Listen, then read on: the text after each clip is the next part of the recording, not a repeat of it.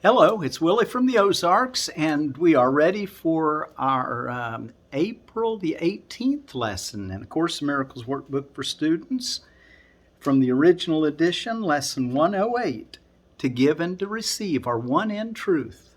To give and to receive are one in truth. Remember, whatever you give is what you're going to receive because you see yourself in everyone. That's the Christ that you're looking for, the Christ light in everyone. The great rays that might be dimmed to just little sparks, but they're there. To give and to receive are one in truth. Vision depends upon today's idea. The light is in it, for it reconciles all seeming opposites. And what is light except the resolution, born of peace, of all your conflicts and mistaken thoughts into one concept which is wholly true? Even that one will disappear because the thought behind it will appear instead to take its place. And now we are at peace forever, for the dream is over now. Oh, that one thought behind them all is that the Christ is in everyone. And then the thought behind even that is that we're all one and will ever be in the joy of God. True light, which makes true vision possible, is not the light the body's eyes behold. It is a state of mind which has become so unified that darkness cannot be perceived at all. And thus what is the same is seen as one, while what is not the same remains unnoticed, for it is not there. It's an illusion. This is the light which shows no opposites, and vision being healed has power to heal. This is the light that brings you peace of mind. This is the light that brings your peace of mind to other minds to share it and be glad that they are one with you and with themselves. This is the light which heals because it brings single perception based upon one frame of reference from which one meaning comes. The inner vision where you're starting to visualize being a nice person. We're seeing nice people and that your world is occupied with kindness. And because that's the reality of that's your true reality. Everything else is a dream that you're bringing to yourself that need not be.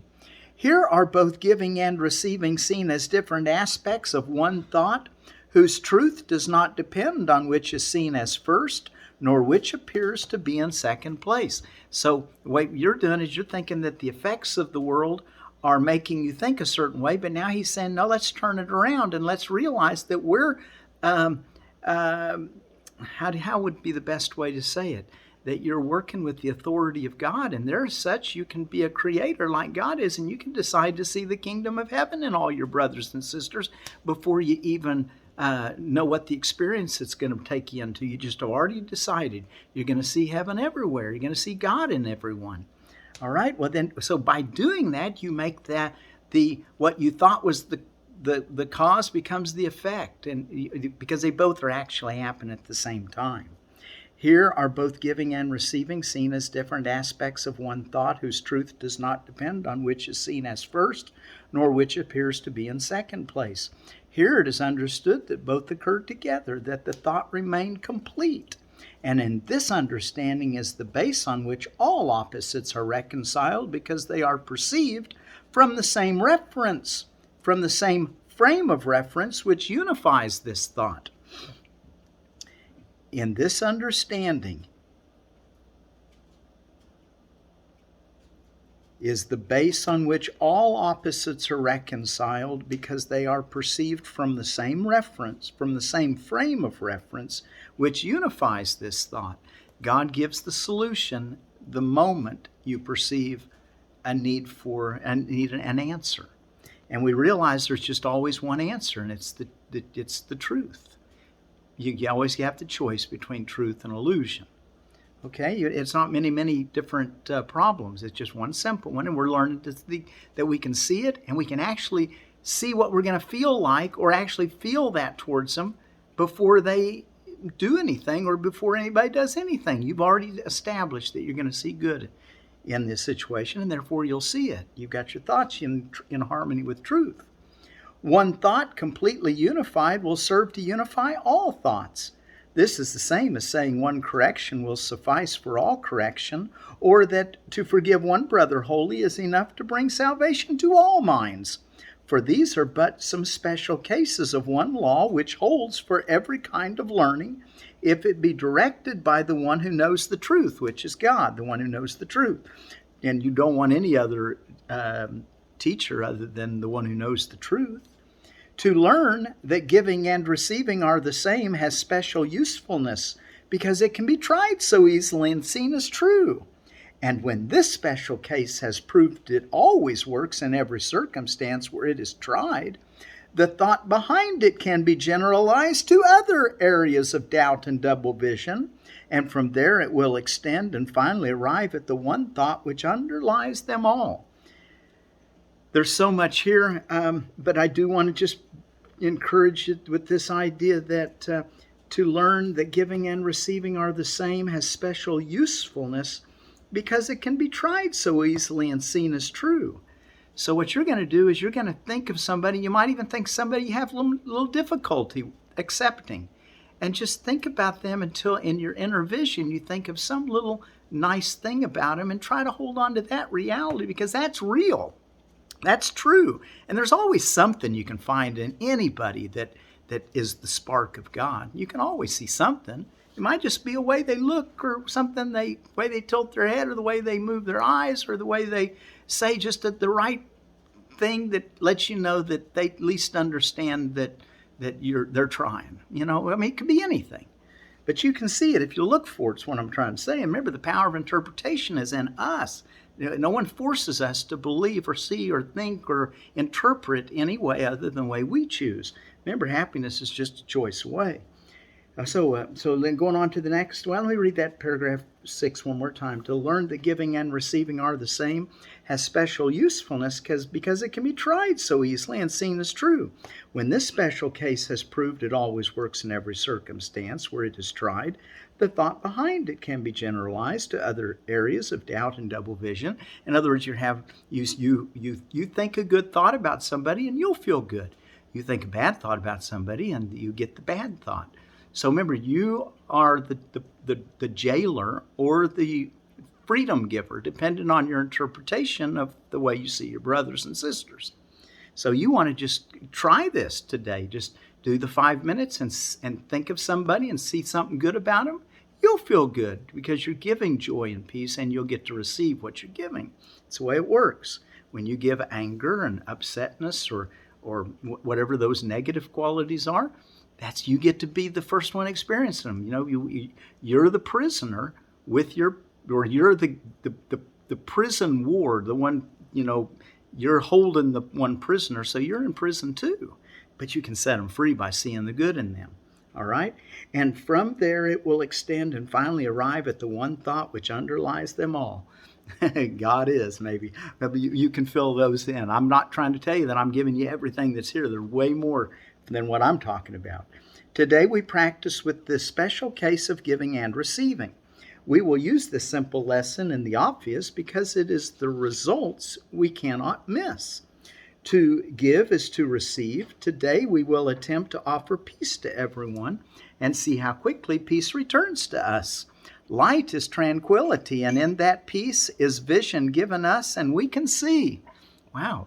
So we're going to give peace and see how quick peace comes back to us. Give joy, and joy comes back to us. Whatever you give is what you receive, and we're going to notice that it always works. So then on those areas of doubt and double vision, we can apply the same idea and say, well, I know if I give good, I'm going to get good, so let's just leave it at that and do it. At least that's how I see it. It's easy just to trust the Great Spirit or the Holy One to guide us. We don't have to know all the ways He's going to guide us. We just know that it's going to work out better to side with truth, side with love. So we begin the practice periods with the instruction for today and say, to give and to receive are one in truth. I will receive what I am giving now. Then close your eyes and for 5 minutes think of what you would hold out to everyone to have it yours. You might say, for instance, to everyone I offer quietness. To everyone I offer peace of mind. To everyone I offer gentleness, because it's quietness, peace of mind, and gentleness that you want. Whatever you want, be sure to offer that to everyone in mind. Say each one slowly and then pause a while, expecting to receive the gift you gave, and it will come to you in the amount in which you gave it. You will find you have exact return, for this is what you asked. It might be helpful, too, to think of one to whom to give your gifts. He represents the others, and through him or her, you give to all. Okay? So you can pick just one person in your mind that maybe you're having difficulty with and just decide, I'm going to give love to this person. I'm going to give kindness. I'm going to give peace of mind. I'm going to give my consideration that they be in good spirits. The examples he gave is I offer quietness, I offer peace of mind, I offer gentleness. So offer those things, and whatever else that you would like returned to you, be sure to offer that in mind and see how quick the feeling comes back to you to bless you. And don't leave without a blessing because you hadn't really given it if you don't have the blessing of feeling that same gift to you. Because to give and to receive are one in truth. Okay, that's our lesson today. Our very simple lesson for today will teach you much. Effect and cause will be far better understood from this time on, and we will make much faster progress now. Think of the exercises for today as quick advances in your learning made still faster and more sure. Each time you say, to give and to receive are one in truth. Okay, let's go take a look in chapter 17, Forgiveness and Healing. We're ready for section 2, Fantasy and Distorted Perception. And before we actually read, let me tell you about a Seed Savers Exchange old-time favorite from part of Oklahoma. I was thinking about I like to identify myself with the bioregion of the Ozarks. And I've lived in all 3 states that make up primarily the Ozarks. Might be able to sneak Kansas in there too, but basically it's Oklahoma as the third one. Of course, Arkansas and Missouri, southern Missouri, northern Arkansas, northeast Oklahoma, and depending on how you define the Ozark Plateau, you might be able to get a little bit of be northeastern Kansas in there. But anyway, the point I'm trying to make, this is from Oklahoma, and I was raised in Oklahoma. This is called Gulley's Favorite. This tasty variety, dark green, round leaves with a tinge of red and slightly undulating edges, win us over in the garden, while its crisp texture and great flavor delight us at the table. Donated to Seed Savers Exchange in 1992 by Lucille Reeves of Oklahoma, this variety was reported by Lucille to have been grown by the Gulley family of Oklahoma since about 1890. Butterhead, and it's a 60-day, so it'd be nice for a Butterhead. You use that for a leaf lettuce. Anyway, that's Gulley's Favorite. Now let's take a look at our text reading. And we're, like I said, fantasy and distorted perception. When you maintain that there must be order of difficulty in miracles, all you mean is that there are some things you would withhold from truth. He makes that so matter of fact, I'd go, are you sure it's that simple? When you maintain that there must be order of difficulty in miracles, all you mean is that there are some things you would withhold from truth. You don't say. Amazing. You believe that truth cannot deal with them only because you would keep them from truth. Very simply, your lack of faith in the power that heals all pain arises from your wish to retain some aspects of reality for fantasy. If you but realized what this must do to your appreciation of the whole. So since that's such a big thing, and he's put an exclamation mark after that sentence. Let's go back to the sentence before that and read it again. You believe that truth cannot deal with them only because you would keep them from truth. Very simply, your lack of faith in the power that heals all pain arises from your wish to retain some aspects of reality for fantasy. In other words, there are some things that you're just not quite ready to say, well, let the truth be true. Let it be. Let illusions go in place of what is. And just be able to accept what is. And if you but realized what this must do to your appreciation of the whole, what you reserve unto yourself, you take away from him who would release you. Unless you give it back, it is inevitable that your perspective on reality will be warped and uncorrected. We want to follow the Holy Spirit on our perspective of reality. As long as you would have it so long will the illusion of order of difficulty and miracles remain with you. For you have established this order in reality by giving some of it to one teacher and some to another. The ego or the Holy Spirit. At least you're going back and forth. At least you're trying. That's how I see it. And so you learn to deal with part of truth in one way and in another way the other part. To fragment truth is to destroy it by rendering it meaningless. Order of reality is a perspective without understanding, a frame of reference for reality to which it cannot really be compared at all. Think you that you can bring truth to fantasy and learn what truth means from the perspective of illusions? Truth has no meaning in illusion. The frame of reference for its meaning must be itself, truth. When you try to bring truth to illusion, you are trying to make illusions real and keep them by justifying your belief in them.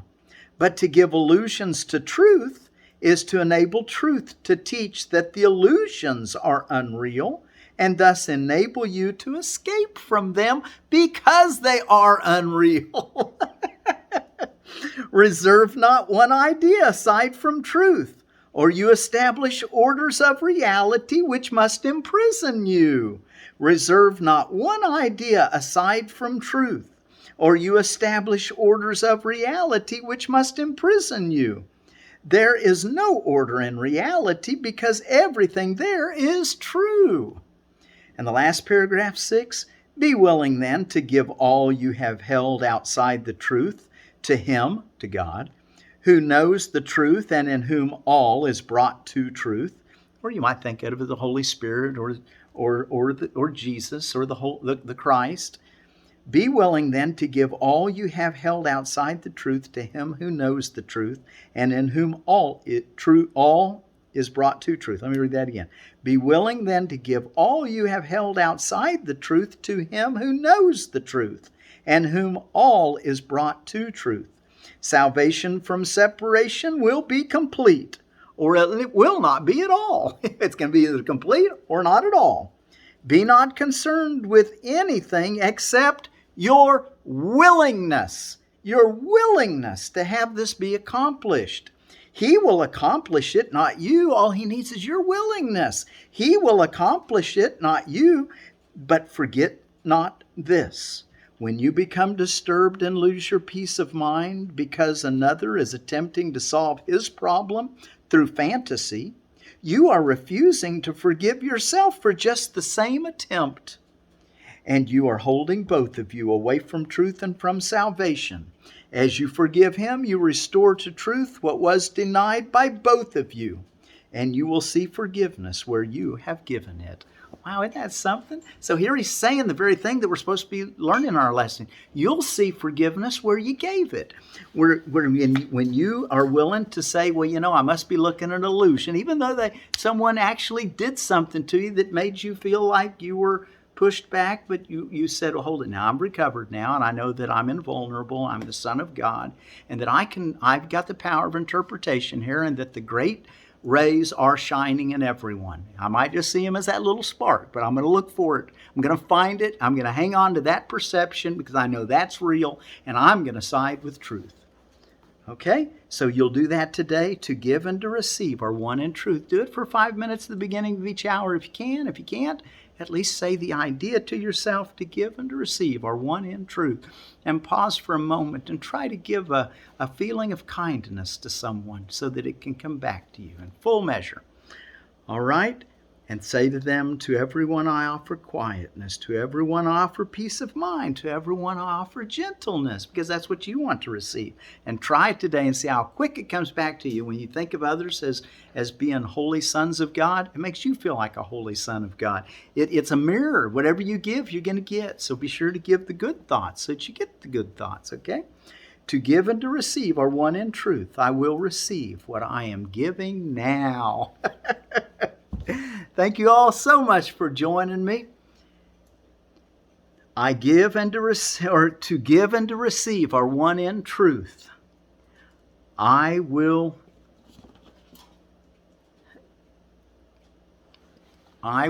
receive what I am giving now. To give and to receive are one in truth. I will give what I am receiving now. And I will receive what I am giving now. And they call that was it associative property? So anyway, it doesn't matter which one comes first. Giving and receiving are one in truth.